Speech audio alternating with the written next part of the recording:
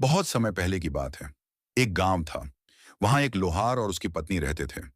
दोनों की शादी को बहुत वर्ष बीत चुके थे, पर उन्हें संतान का सुख नहीं मिला था। पत्नी का मन अक्सर किसी न किसी चीज पर अटक जाता।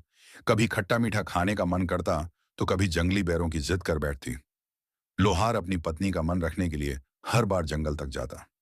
एक दिन पत्नी का मन बड़ी जिद से बोला, मुझे तालाब किनारे उगने वाले लाल जंगली बेर चाहिए, बस वही खाने हैं। लोहार थका हारा था, पर पत्नी की खुशी उसके लिए सबसे बड़ी थी। वह जंगल के बीचों बीच उस तालाब तक पहुंच गया, जहां बहुत कम लोग जाते थे। वहां सचमुच लाल बेरों की झाड़ी थी। वह झुककर बेर तोड़ने ही लगा था कि अचानक पानी से एक विशाल मगरमच्छ उभरा। उसकी दहाड़ से चारों तरफ की हवा कांप गई। मगरमच्छ ने लोहार को अपनी भारी आवाज में चेताया, मेरे तालाब से बेर चुरा कर जाएगा? तू आज मेरा शिकार है। लोहार डर गया। उसने कह दिया कि उसकी पत्नी का मन इन बेरों पर अटक गया, इसलिए वह लेने आया है। मगरमच्छ ने क्रूर लेकिन विचित्र शर्त रख दी, तू अभी बचना चाहता है तो सुन ले। अगर भविष्य में तेरी संतान लड़का हुई तो तेरी, और लड़की हुई तो मेरी। बोल, मंजूर? जान बचाने के लिए लोहार को कहना पड़ा, ठीक है, मंजूर है।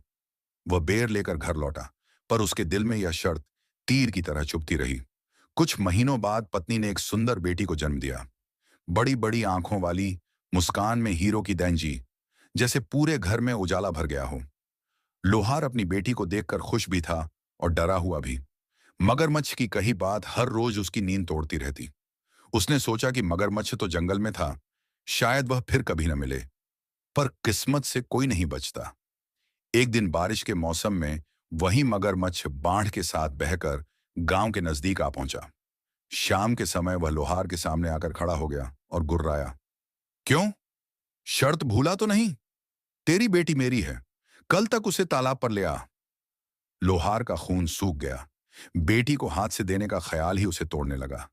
लेकिन मगरमच्छ ने धमकी दी थी, अगर लड़की नहीं दी तो परिवार समेत निगल जाऊंगा। रात भर लोहार सो नहीं पाया। आखिर उसने एक गलत फैसला लिया।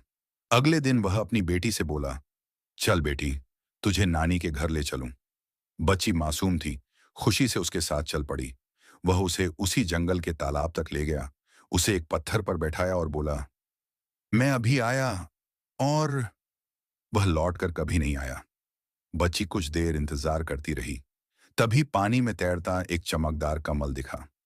वह उसे लेने झुकी ही थी कि वही मगरमच्छ पानी से उछल कर आया और उसे उठा ले गया।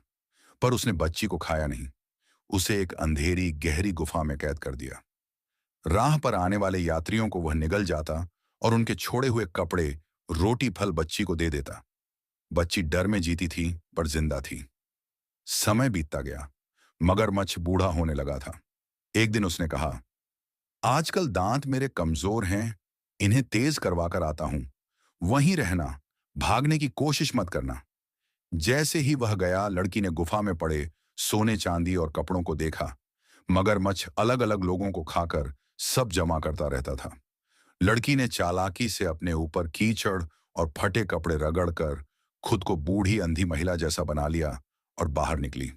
मगरमच्छ रास्ते में लौट रहा था। उसने गुर्राकर पूछा, कौन है तू? लड़की ने कांपती आवाज में कहा, मैं अंधी बूढ़ी। तेरी गुफा में एक जवान लड़की थी, शायद तू खा गया उसे। मगरमच्छ ने उसे जाने दिया और गुफा की ओर भागा। लड़की तेजी से जंगल की ओर भागती चली गई, लेकिन जंगल घना था और रास्ता अनजान। वह थककर एक प्राचीन टूटा हुआ पत्थर मंदिर के पास गिर पड़ी। मंदिर वीरान था। कहते थे कि वहां कोई नहीं जाता। डर और थकान से कांपती हुई उसने वहां लटका एक पुराना तांबे का घंटा खींचकर बजा दिया। घंटा बजते ही एक रहस्यमयी गूंजती आवाज उठी, जैसे कोई अदृश्य शक्ति पूछ रही हो, कौन दुख झेलकर यहां पहुंचा? डरी हुई लड़की पीछे हटने लगी। तभी शिकार पर निकला एक राजकुमार वहां पहुंचा। घंटी की अनोखी आवाज सुनकर वह भीतर आया और मिट्टी धूल से लथपथ बेहोश लड़की को उठाकर